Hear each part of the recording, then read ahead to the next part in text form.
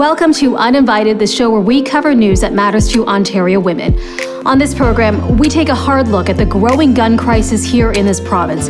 2018 was one of the deadliest years on record for Toronto, with over 400 shootings and 51 homicides. And a recent shocking report listed shootings as one of the most common methods of killing women and girls in Canada.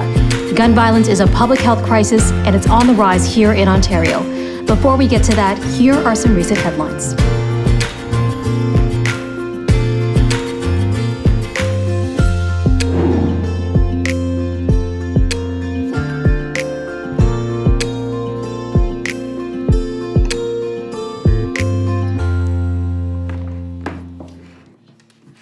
On today's program, we're diving into the provincial party platforms and talking about who is actually pitching to change the status quo.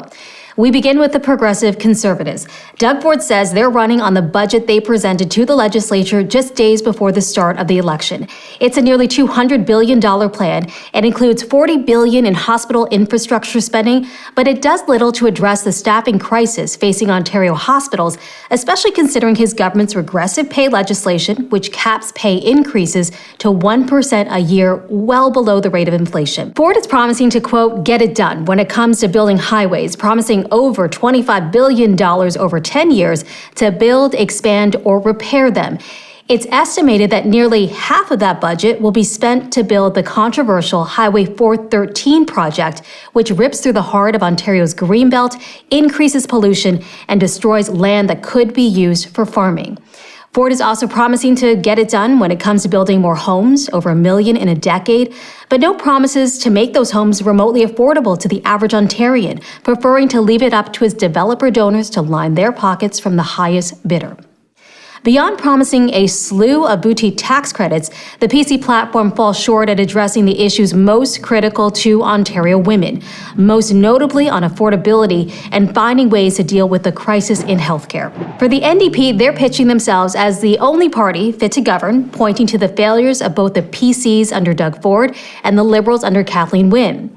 The party says they'll end exclusionary zoning, which has been widely viewed as contributing to the housing crisis in Toronto, as well as committing to building over 1 million homes. Horwath is promising to bring back rent control, but with the average price of rent in Toronto expected to surpass $2,400 by the end of the year, and without more affordable units, that only means more people will be priced out of their homes. On healthcare, Horwath is promising to close the gaps in Medicare by rolling out a provincial pharmacare and dental care system, as well as going on a hiring spree, including 10,000 personal support workers, 30,000 nurses, and plans to scrap the Tories' regressive wage legislation. And then on education, the NDP is promising to cap class sizes further, canceling standardized testing, and scrapping online learning requirements for high school students. Horwath is pitching a government that cares about the people, and the platform largely suggests a stark change in direction from the PCs.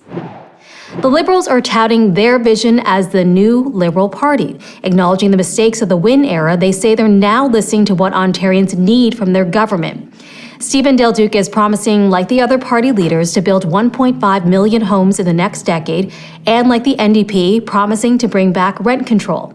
Del Duca is also promising to create the Ontario Home Building Corporation, whose purpose will be to finance and build affordable homes. To try to make life a bit more affordable, Del Duca is promising a province-wide buck a ride on public transit until 2024 and restore rebates on electric vehicles. He's promising to kill the Highway 413 project and instead put that money into public education by building new schools and hiring 10,000 new teachers. But most notably on long-term care, the Liberals are promising to end cash for care and eliminate for-profit nursing homes by 2028. This marks a significant shift in Liberal policy after acknowledging worse outcomes for seniors during the pandemic in those big chain homes. Stephen Del Duca's Liberals have also promised to raise the base wage for all personal support workers to a minimum of $25 per hour. The Green Party is promising to spend $65 billion in creating a green economy in the province. Among the promises would be to create a green retrofit program aimed at retrofitting all homes and workplaces by 2040, while also bringing back and increasing electric vehicle tax credits. Mike Schreiner is promising to empower and strengthen the independence of Ontario's top doctor, this after the chaos of Doug Ford's response to COVID. And then on long-term care, the Greens are promising to build 55,000 new beds and increase home care spending by 20%. Mike Schreiner's Green Party is committed to raising the wages of registered practical nurses to at least $35 per hour. On housing, the Greens have the most ambitious plan. It includes ending exclusionary zoning and mandating a minimum 20% affordable unit threshold for housing projects above a certain size while also bringing back rent control. The plan also targets key players driving up housing costs in Ontario. Any person or corporation with more than 2 houses will face a 20% tax and will increase with every additional property. Similar to the NDP and the Liberals, the Green Party has also promised to repeal Doug Ford's Bill 124. So with that snapshot, this election has never been more critical for the childcare worker, the educator, nurse, or PSW whose income has dropped by over 10% in spending power from Doug Ford's regressive pay legislation that has capped female-dominated public sector wages below inflation. Or for the millennial trying to keep her head above water with skyrocketing rents and the dream of ownership fading with every updated housing report. Ontario is very much at a crossroads, and is up to Ontario voters to decide if they will continue with the status quo or demand better. On today's program, we're looking into the growing gun crisis facing Ontario. It's on the rise not just in Toronto and the GTA, but province-wide. It wasn't that long ago that Toronto had one of the deadliest years on record when it comes to gun violence. Over 400 shootings in 2018 and 51 homicides, including the Danforth shooting. Partner and intimate violence has been at a crisis point in Ontario, and access to guns plays a large part in that. According to the Canadian Femicide Observatory's annual report, shootings are one of the most common methods of killing women and girls in Canada. Canada ranks 3rd among the G7 and 8th among the G20 when it comes to death from gun violence. That's 8 times higher than the UK and Japan, and about 3 times higher than Australia and the Netherlands. We know there's a problem, and regardless of the political arguments over legal versus illegal guns, we know that Canada has a gun problem. What's the solution? The Liberals have proposed implementing a handgun ban in this election, while the PCs are promising to support more policing efforts, but they're refusing to ban handguns. Gun-related injuries exact a huge cost on society, beyond the physical and the psychological burden of injuries for victims and their families. They erode the fabric of our communities. In short, gun violence is a public health crisis, and it's on the rise here in Ontario. I'm joined today by Claire Smith and Dr. Najma Ahmed. Claire's daughter was a victim during the 2018 Danforth shooting. Fortunately, her daughter survived, and that was in large part due to Dr. Ahmed's team at St. Michael's Hospital. After the tragedy, Claire and her family created the Danforth Families for Safe Communities. Dr. Ahmed co-founded Canadian Doctors for Protection from Guns, a grassroots organization concerned about the increasing public health impact of firearms.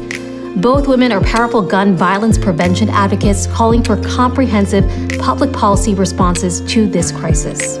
Welcome to both of you. Thank you so much for joining us here on Uninvited. Thank you. Claire, why don't we start with you? Take us back to 2018 when the Danforth shooting happened. It was July 22nd, 2018, in the evening.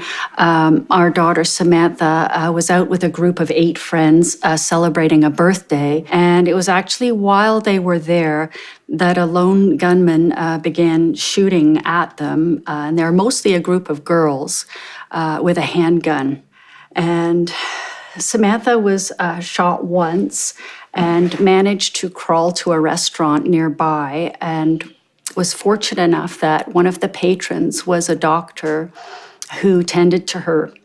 And the doctor was able to use Samantha's phone to call us and let us know that she had been shot and was actually en route to St. Mike's Hospital, where Dr. Ahmed was the attending surgeon. Eventually, we did find out that she had survived, although 2 others in her group had also been shot and injured, and their friend Reese Fallon was killed. Dr. Ahmed, I'll bring you in now because, as Claire mentioned, you happen to be working at St. Mike's during the Danforth shooting when patients started rolling in. Tell us a little bit about that night. I'll never forget that night, actually. I think that for many of us, something changed in the city. Coming into the hospital, I could see many, many police cars and many, many ambulances and sirens and the press people. And I knew right then that something catastrophic had happened in the city. I would say that for some time now, we who work in this area, emerge docs, pediatricians,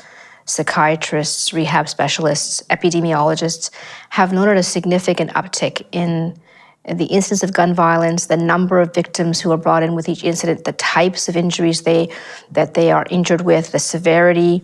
It used to be the occasional thing on a weekend night, middle of the night thing. This is now a regular thing that we see in our trauma bay, in our operating rooms, almost on a daily basis. And so after the shooting on the Danforth, we started talking and organized nationally an advocacy organization to help the public understand the harms that come from gun violence and that this is a preventable thing, that it's a complex problem, multi-layered, and we need to think about multi-pronged solutions, but solutions that include addressing mental health, addressing the proliferation of highly lethal weapons, blocking the importation of illegal firearms into our country, all those things. But this is a problem that Canadians can no longer afford to ignore. This affects everybody. And Claire, you also became an advocate, you and your family became advocates against gun violence coming out of this tragedy. So tell us a bit about that. My husband and I managed to stay connected with some of the families who were directly affected by the shooting to form the Danforth Families for Safe Communities, just as a way to support one another and be available to anyone else who was also affected by the incident. As part of our goal to want to reduce gun violence and by looking at countries with better outcomes than ours, it's important to realize that our gun laws and our regulations really do need to be strengthened. We learned that the handgun used in our situation was actually a stolen handgun. It was initially legally imported into Canada, but then stolen from a gun shop in Saskatchewan. We also know that there's an increase in the private ownership of handguns happening. And that too can lead to the possibility of those firearms being sold, diverted, or misused. Dr. Ahmed, how do you think that this issue affects women and children in particular? I think when Canadians think about gun violence, they think very often about intercity violence, and certainly that's an aspect of gun violence.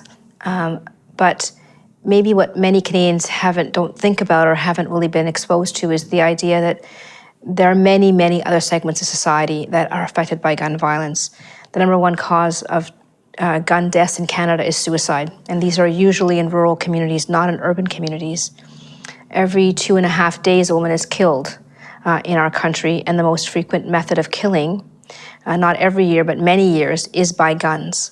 The presence of a firearm in the home makes it many more times more likely, 5 times, I think, more likely that a woman will be killed in a domestic violence situation than if a gun is not present. Of course, in our inner cities, women, mothers, sisters, grandmothers grieve the loss of very often very young teenage sons and brothers who are killed in interpersonal violence episodes or are very gravely injured, and their lives are never the same. You have to understand that guns are intended to kill, and when they don't kill, they maim very seriously.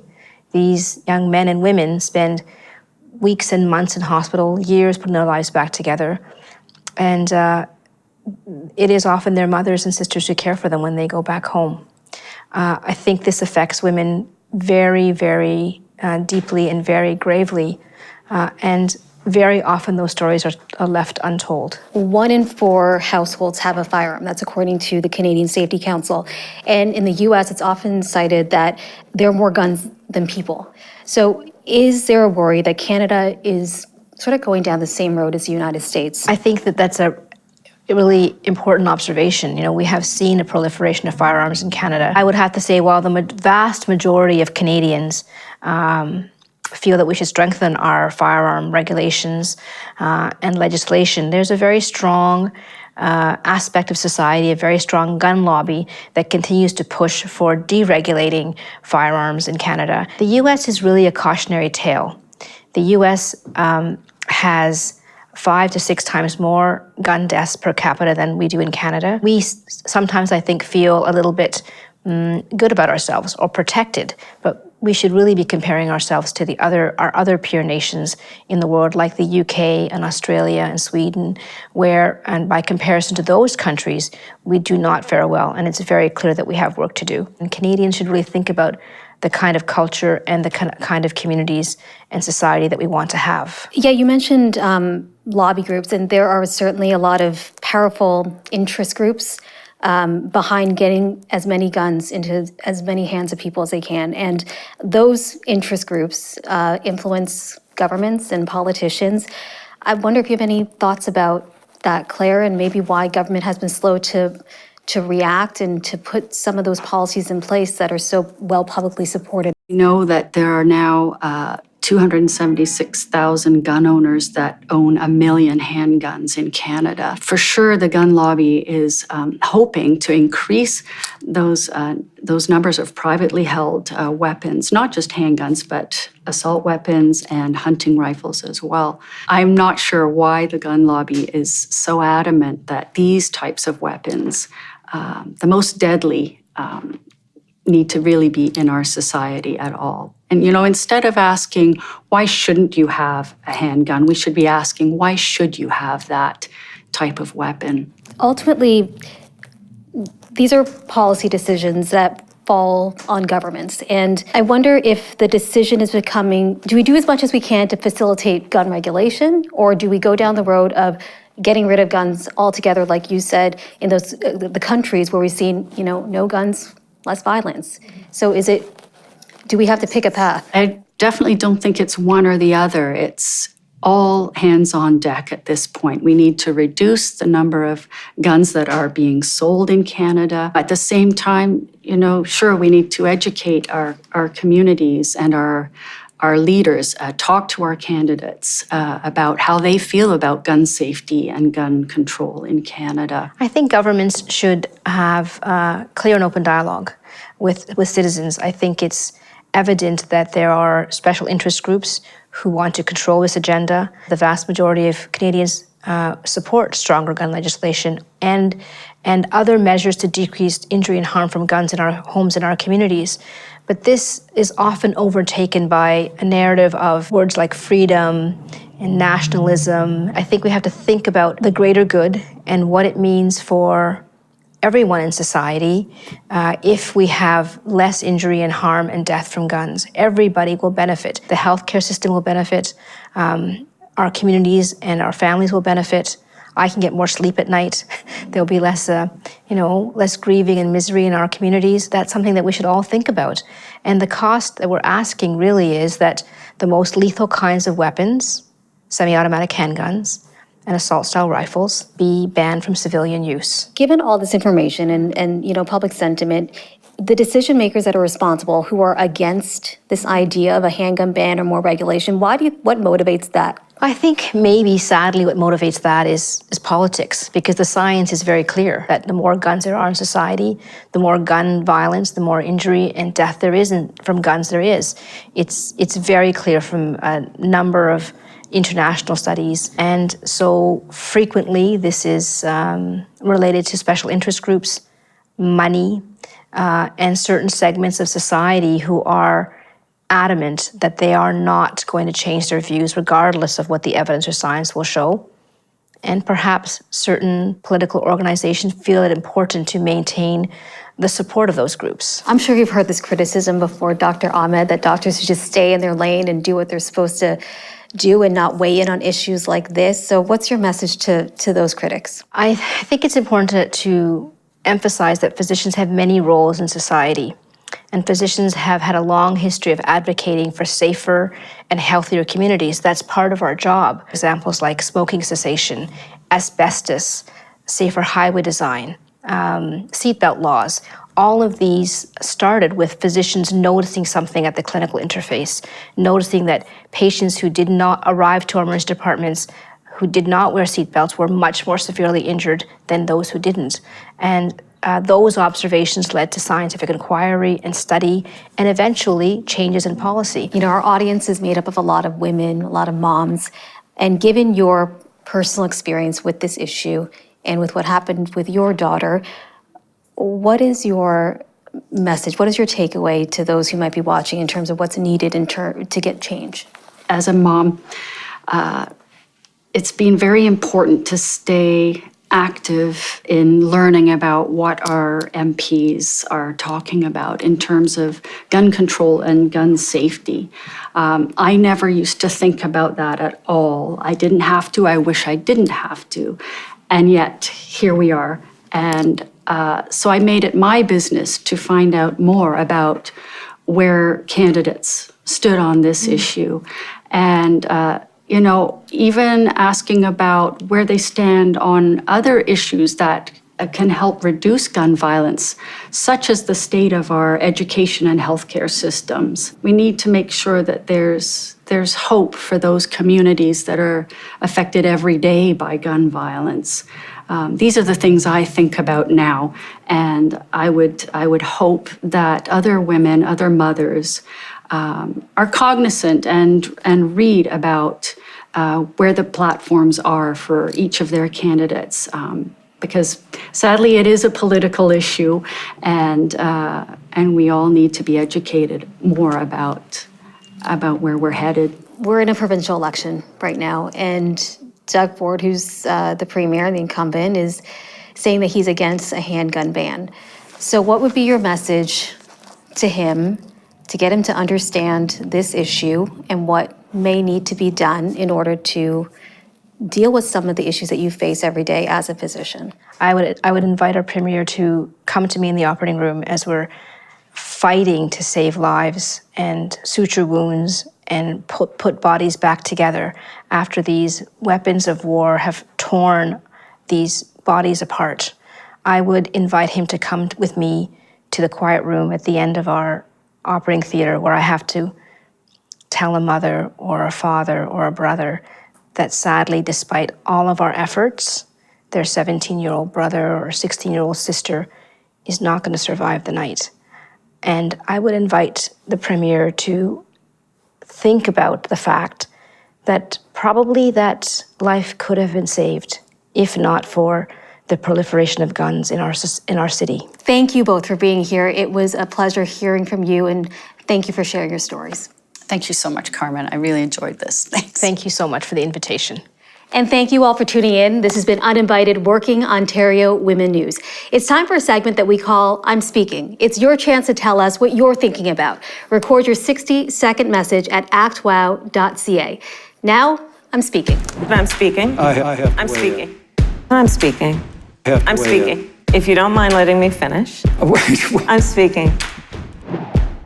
Hi, my name is Tammy. I'm an RPN in Sault Ste. Marie. I have worked in long-term care for probably about 18 years. I was a PSW for a long time. I do agree that they should be getting a pay raise. It's hard work. They're short all the time. They work like dogs. They deserve a pay raise. I furthered my education and became an RPN. I worked in long-term care for many years as an RPN and desperately needed a change.